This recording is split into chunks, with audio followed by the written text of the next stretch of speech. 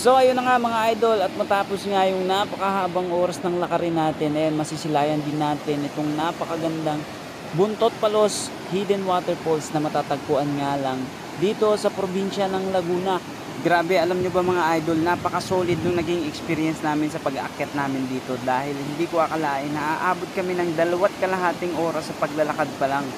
Pero alam nyo ba mga idol na hindi namin inalintana yung pagod matapos yung 2 oras na paglalakad.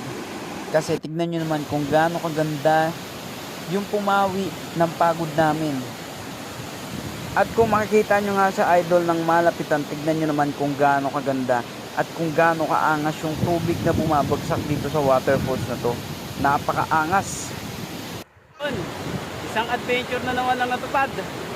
Grabe, napaka-solid. Buntot Palos. Dito lang yan sa Panging Laguna.